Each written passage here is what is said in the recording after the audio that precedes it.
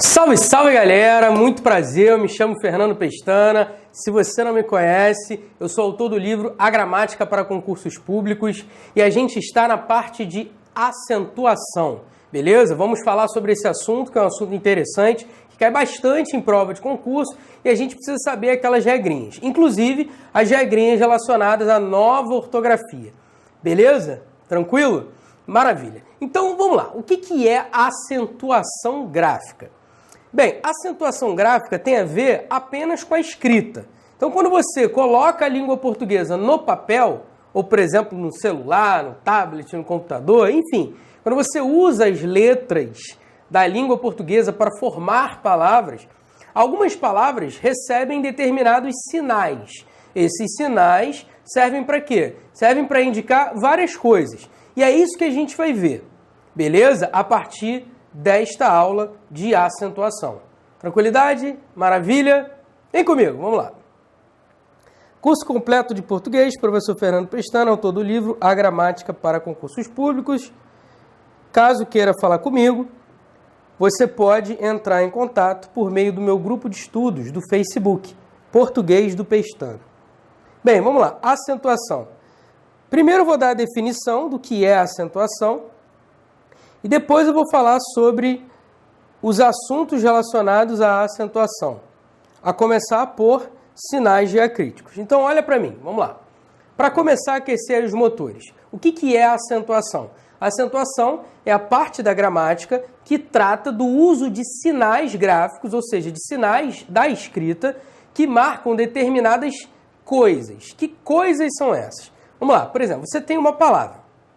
Se você coloca um acento específico nessa palavra, você pode indicar a sílaba tônica da palavra, você pode indicar também o significado que aquela palavra vai passar a ter, a classe gramatical que aquela palavra vai passar a ter.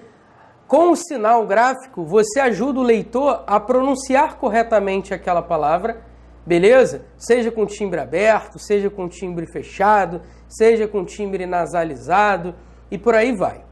Então, a gente precisa conhecer quais são os sinais de acentuação, são chamados de sinais diacríticos, alguns gramáticos chamam de notações léxicas, que nada mais nada menos são sinais, beleza? Sinais da escrita que servem para um determinado propósito, a depender, obviamente, da palavra. Então, a gente vai falar sobre esses sinais diacríticos, que são os acentos usados nas palavras, para a gente entender qual é o papel de cada um deles, beleza? Vem comigo, vamos lá. Esse acento aqui é o acento que a gente chama de acento agudo. O acento agudo serve para marcar o quê? A sílaba tônica de uma palavra e serve para indicar o timbre aberto de uma palavra. Por exemplo, se você diz avó, você sabe que esse O tem um timbre aberto e não um timbre fechado. E você sabe também que vó é a sílaba tônica da palavra avó. Então, note que o acento agudo serve para marcar o timbre da vogal e para marcar o posicionamento da sílaba tônica da palavra. Tudo bem? O outro sinal é o circunflexo, mais conhecido como chapeuzinho do vovô. Não é isso? Bem, o acento circunflexo é um acento que serve para, assim como o acento agudo, marcar a posição da sílaba tônica e marcar o timbre da vogal. Então, por exemplo, avó é diferente de avô. Note que esse acento está indicando que a sílaba tônica é vô e está marcando o timbre aberto da vogal O. Então, é diferente de avó, avô. Percebe? O acento agudo marca o timbre aberto e o acento circunflexo marca o timbre fechado. Esses dois sinais diacríticos são os sinais que a gente vai usar nas regras de acentuação gráfica, tá certo? Os outros sinais são até usados, mas pouco em relação ao acento agudo e o circunflexo. Vamos ver o segundo. Esse segundo acento aqui é o que a gente chama de acento grave. Esse acento grave, ele marca um fenômeno chamado crase, que é a fusão de duas vogais idênticas. A mais A igual a A. Esse acento aqui a gente chama de acento grave. Ele marca a crase, que é um fenômeno de fusão de duas vogais idênticas. A mais A igual a A, que a gente chama de craseado, ou seja, o A com acento grave. Existe também o til. O til serve para marcar a nasalização de vogais, né? Da vogal E, da vogal O. Por exemplo, reunião, anciões, amanhã. Enfim, o til serve para marcar a nasalização de uma vogal. O C cedilha, na verdade, o sinal não é o C, né? O sinal é só isso que vem abaixo do C, que a gente chama de cedilha. O cedilha sempre vem embaixo do C, indicando que essa letra C tem som de S. Então, por exemplo, ação.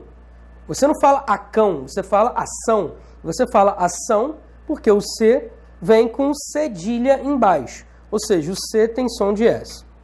Esse outro sinal aqui, que a gente chama de apóstrofo e não apóstrofe, não confunda, porque uma coisa é uma coisa, outra coisa é outra coisa.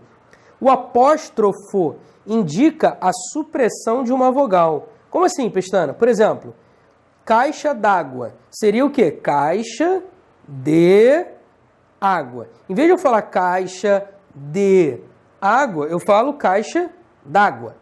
Então, o E do D, ele sumiu, ele foi suprimido. E aí, no lugar desse E, a gente coloca esse acento aqui, que é o apóstrofo. Temos também o trema, que, de acordo com a nova reforma ortográfica, foi abolido das palavras de língua portuguesa. Ele só existe ainda em palavras de língua estrangeira e palavras derivadas de língua estrangeira. Então, por exemplo, Gisele Bündchen. O nome dela, como é estrangeiro, tem o trema.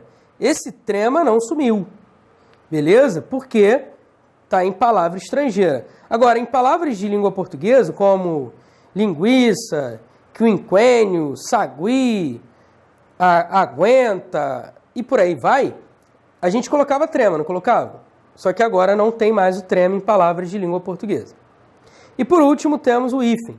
O hífen teve determinadas mudanças na nova reforma ortográfica. Mas qual é o papel do hífen? Ele marca a união de vocábulos, como por exemplo, água de colônia, que é uma palavra composta ligada por hífen. Ele marca também a ênclise, que é quando o pronome vem depois do verbo. Por exemplo, vê-lo, eu vou vê-lo, ou eu vou resolvê-lo. Enfim, o hífen marca a ênclise. O hífen também separa o prefixo do radical, como por exemplo em hiper-hífen realista. O hífen serve também para marcar mesóclise, que é quando se coloca o pronome no meio do verbo, como dar-te-ei, acompanhá-la-ei, sei lá, e outras mesóclises da vida aí. O hífen também serve para separar as sílabas, né? Então, quando a gente quer separar as sílabas de uma palavra, a gente separa por hífen. Bem, todos esses sinais diacríticos cumprem um papel na língua, todos eles são importantes. Olha para mim rapidinho. Eu quero deixar claro uma coisa para você. Quando a banca fala em regra de acentuação gráfica, por exemplo, regra das proparoxítonas, regra das paroxítonas, regra das oxítonas, regra dos hiatos tônicos, regra dos ditongos abertos, regra dos hiatos o e em, regra de acentos diferenciais. Quando a banca fala sobre regra de acentuação gráfica, ela está falando de acento agudo e acento circunflexo. Os outros acentos eu acabei falando porque eu tenho que falar. Afinal de contas, eu estou dando uma aula integral de acentuação gráfica, então eu tenho que falar. Mas, em prova de concurso, que é muito importante, é acento agudo e acento circunflexo, que são acentos gráficos legítimos. Os outros acentos são chamados por alguns gramáticos de sinais gráficos e não acentos gráficos. Por que eu estou dizendo isso? Pensa. Por exemplo, eu digo assim, a palavra órfão. A palavra órfão tem o acento agudo e tem o til. Não é isso? Legal. Se a banca falar que a palavra órfão tem 2 acentos gráficos, isso não está certo. Porque cada palavra só pode ter um acento gráfico. Então, órfão só tem um acento gráfico, que é o acento agudo. O til não é considerado um acento gráfico porque a gente não usa o til nas regras de acentuação gráfica. A gente usa o til só para indicar que aquela vogal é uma vogal nasalizada. Beleza? Tranquilo? Beleza. Então, acento gráfico é acento agudo, acento circunflexo. Em prova de concurso, tenha isso em mente. Tudo bem? Beleza? Maravilha. Vamos continuar. Bem, número 2. Implicações semânticas e morfológicas. Como assim, implicações semânticas e morfológicas? Implicação seria acarretamento, seria algo que provoca alguma coisa. Implicações têm a ver com consequências. Enfim, implicações semânticas e morfológicas dos acentos gráficos. O que eu quero dizer com isso exatamente? Dependendo do acento, do lugar do acento, dependendo do acento numa determinada palavra, você pode mudar o sentido da palavra, semântica tem a ver com sentido, e você pode mudar a classe gramatical da palavra. Morfológico ou morfologia tem a ver com classe gramatical. Vamos ver isso na prática. Eu vou ler essas palavras da maneira como elas estão escritas e depois eu vou ler as palavras com acento. Então vamos lá. Vou ler como elas estão escritas. Secretaria, fotografo, inicio, historia, numero, ate, baba, bebe, magoa, sabia, publico, amem, medico, negocio, musica, doido, contribui, fluido, policia, fabrica, analise, cientifico. Agora eu vou ler colocando acentos gráficos. Secretária, que é diferente de secretaria. Fotógrafo, que é diferente de fotográfico. Início, que é diferente de inicio. História, que é diferente de historia. Deixa eu só colocar o acento aqui no início, direitinho, para você não pensar que ele fica entre o I e o C. Número, que é diferente de numero. Até, que é diferente de ate. Babá, que é diferente de baba. Bebê, que é diferente de bebe. Mágoa, que é diferente de magoa. Sábia, que é diferente de sabia. E ainda tem sabiá, né? É uma outra possibilidade. Sabiá. Público, que é diferente de publico. Amém, que é diferente de amém. Médico, que é diferente de medico.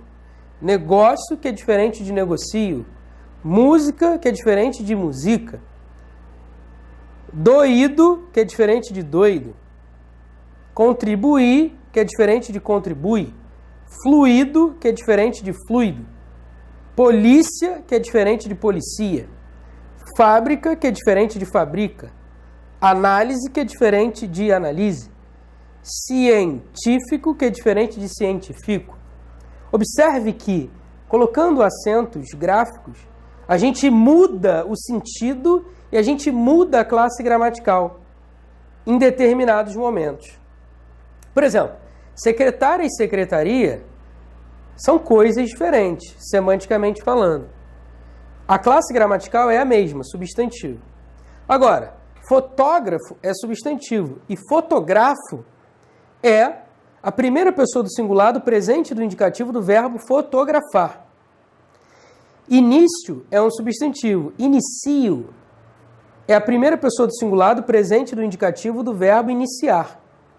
História é um substantivo. Historia vem do verbo historiar. Número é um substantivo. Numero vem do verbo numerar. Até é uma preposição ou uma palavra denotativa de inclusão.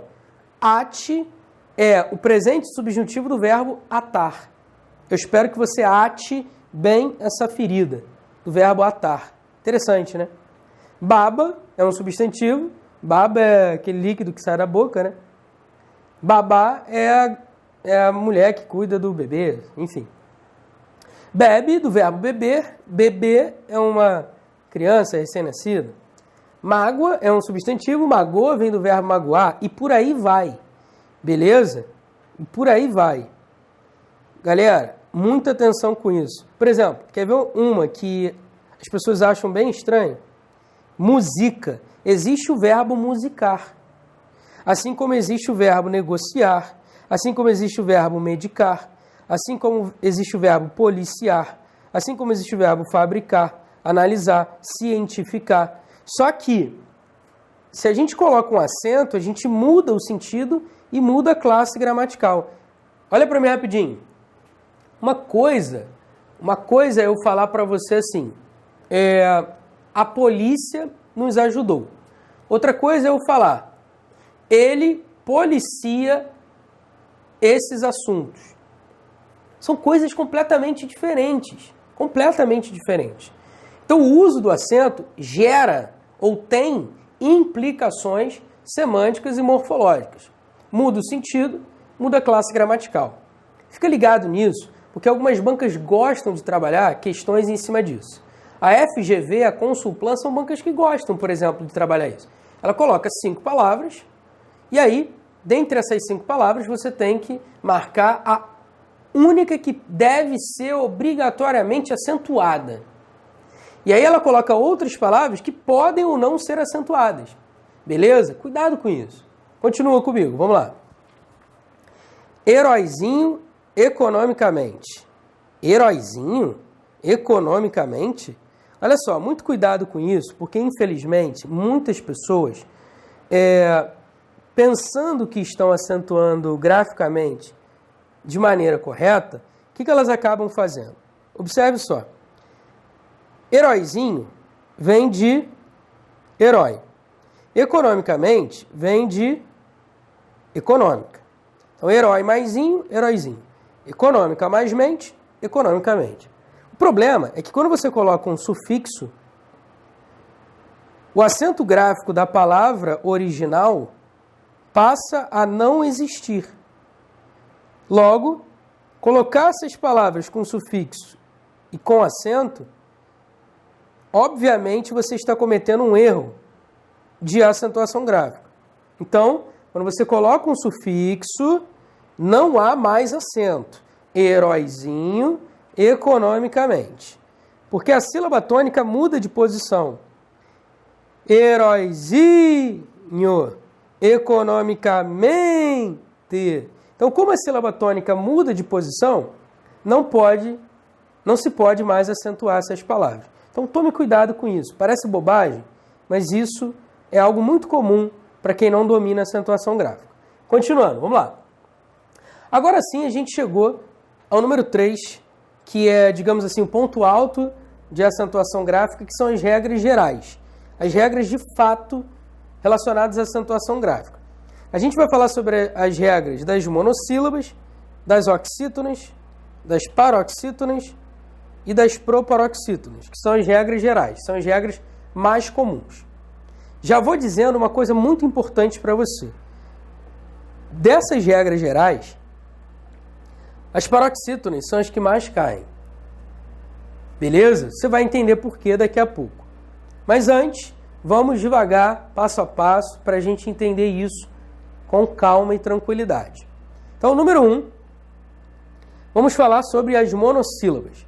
Bem, uma palavra monossílaba é uma palavra que tem apenas uma sílaba. Ou seja, uma palavra que tem apenas uma vogal. Ok? Maravilha.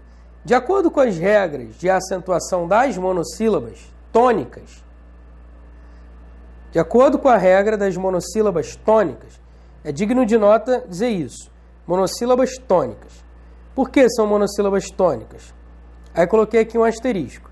As monossílabas tônicas são substantivos, adjetivos, numerais, verbos, advérbios, interjeição. Então essas são as monossílabas tônicas. E as monossílabas átonas, Pestana? As monossílabas átonas não entram nesse pacote aqui. Ou seja, as monossílabas átonas são artigo, pronome oblíquo átono, preposição, conjunção, beleza? Mas as monossílabas tônicas são essas: substantivo, adjetivo, numeral, verbo, advérbio, interjeição.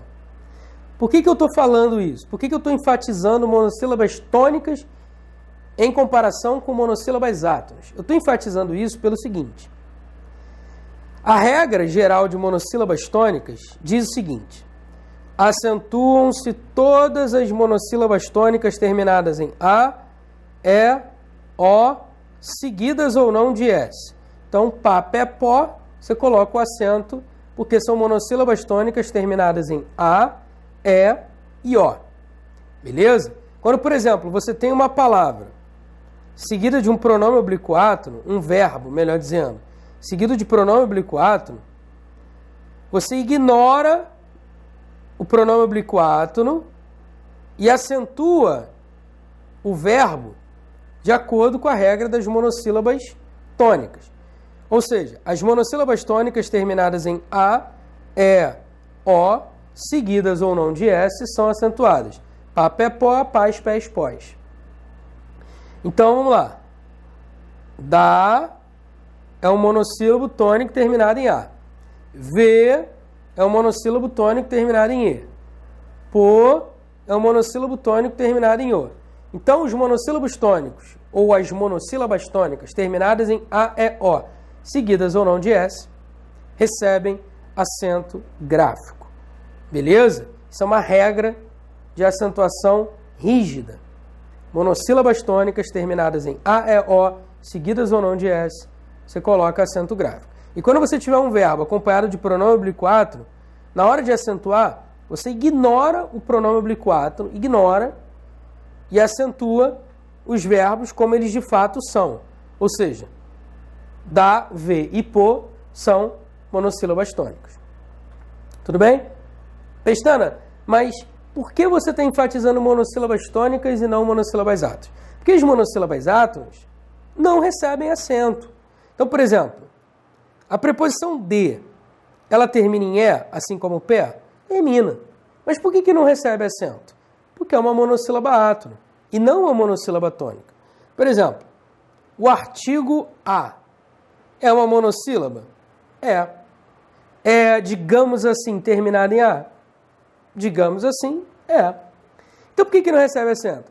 Porque artigo, ou pronome oblíquo átono, ou preposição, não são monossílabos tônicos, então não recebem acento. Por isso que eu estou enfatizando, as monossílabas tônicas são substantivo, adjetivo, numeral, verbo, advérbio e interjeição. Beleza? Tranquilo? Ainda tem um detalhe em relação ao advérbio. O gramático Sacconi diz que o advérbio não, quando ele vem antes do verbo, ele é um monossílabo átono. Mas lembra que eu falei para você no início que quando a gente fala em regras gerais de acentuação, a gente só está falando de acento agudo e de acento circunflexo? E que não é uma palavra escrita com til? Então ela não se encaixa em nenhuma regra de acentuação gráfica. Porque quando a gente fala em regra de acentuação gráfica, a gente está falando de acento agudo e acento circunflexo. Olha para mim rapidinho. Bem, só para ficar bem claro, para a gente sintetizar. Monossílabas tônicas, terminadas em A, E, O, seguidas ou não de S, o que a gente faz? Acentua e corre para o abraço. Beleza? Tranquilo? Maravilha. Vem comigo. Número 2, vamos falar agora sobre as oxítonas. As oxítonas são palavras que apresentam a última sílaba tônica. E quais oxítonas a gente acentua, Pestana? A gente acentua as oxítonas terminadas em A, E, O, EM e seus plurais. Então, sofá, sofás, café, cafés, bongô, bongôs, armazém, armazéns. Aí, observe só, temos aqui verbos, oxítonos, seguidos de pronome oblíquo átono. O que a gente faz? Ignora os pronomes oblíquos átonos e analisa os verbos como eles de fato são. Oxítonos. São palavras oxítonas. Comprar, termina em A, acentua. Rever, oxítona terminada em E, acentua. Contrapor, oxítona terminada em O, acentua. Mantém, oxítona terminada em EN, acentua. Resumindo, as oxítonas terminadas em A, E, O, EN, seguidas ou não de S, ou seja, no singular ou no plural, a gente vai acentuar sempre. Beleza? A gente vai acentuar sempre. Olha para mim rapidinho. Eu queria entrar em paroxítona agora, mas eu não vou entrar, por quê? Porque é um assunto longo e é a regra de acentuação que mais cai em prova de concurso. E que tem algumas peculiaridades e tal. E aí eu vou deixar para a aula que vem, para a gente fazer com calma e tranquilidade e pegar bem, pegar firme. Beleza? Então, o que a gente viu nesta aula? A gente viu o que é acentuação, definição de acentuação. A gente viu que os acentos gráficos têm papéis importantes, implicando determinadas diferenças semânticas e morfológicas. A gente viu também algumas regras de acentuação gráfica, né, relacionadas ao acento agudo e ao acento circunflexo. É muito claro, isso tem que estar muito claro na tua mente. Quando a gente fala em regras de acentuação, acento agudo e acento circunflexo. Os outros sinais não entram nas regras de acentuação gráfica. Quando a gente fala, uma monossílaba tônica é acentuada quando termina em A, E, O. Sim, isso acontece com certeza, é uma regra. A gente coloca acento agudo ou circunflexo. As oxítonas são terminadas, ou melhor, as oxítonas terminadas em A, E, O, EM seus plurais. O que eu faço? Acentuo com acento agudo ou circunflexo. Beleza? Tranquilo? Então, regras gerais, até agora a gente viu monossílabas tônicas e oxítonas. Revise a aula de hoje, na aula que vem, na aula de hoje não, né? Porque daqui a pouco você pode assistir ao outro vídeo e ainda ser hoje, né? Na aula de agora, pronto. Revise e daqui a pouco a gente continua a nossa brincadeira. Beleza? Beijo no coração. Fui!